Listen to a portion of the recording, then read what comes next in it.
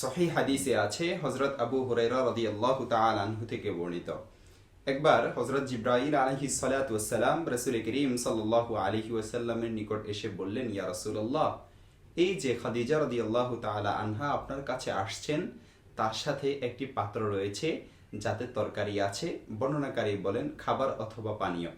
তিনি আপনার কাছে এসে পৌঁছলে তাকে তার রবের পক্ষ থেকে সালাম বলবেন এবং তাকে জান্নাতে একটি বাঁশের ঘরের সুসংবাদ দিবেন, যেখানে কোনো শোরগোল এবং ক্লান্তি থাকবে না। সহিহ বুখারী হাদিস নং 539, সহিহ মুসলিম 2 নং খণ্ড 284 নং পৃষ্ঠা। তবরানী শরীফের একটি রিওয়ায়াতের মধ্যে আছে হযরত ফাতেমা রাদিয়াল্লাহু তাআলা আনহা রাসূল করিম সাল্লাল্লাহু আলাইহি ওয়াসাল্লামকে জিজ্ঞাসা করেছেন যে ঘরটি কি দুনিয়ার এই বাঁশের তৈরি হবে? উত্তরে তিনি বলেছেন, না, তা হবে মুক্তা ও ইয়াকুত পাথরে গাঁথা বাঁশের দ্বারা তৈরি।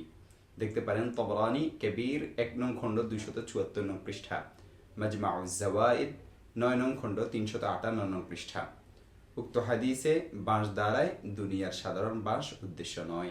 হাফেজ ইবনে হাজার আসকালানি রহমতুল্লাহি আলাইহি, আল্লামা ইবনে তিন রহমতুল্লাহি আলাইহি থেকে বর্ণনা করেন যে হাদিসে বাঁশ দ্বারা উদ্দেশ্য হলো পাঁপা প্রশস্ত মণিমুক্তা। ফাতহুল বারী 7 নং খণ্ড 171 নং পৃষ্ঠা, শরহ মুসলিম নববী রহমতুল্লাহি আলাইহির 15 নং খণ্ড 200 নং পৃষ্ঠা।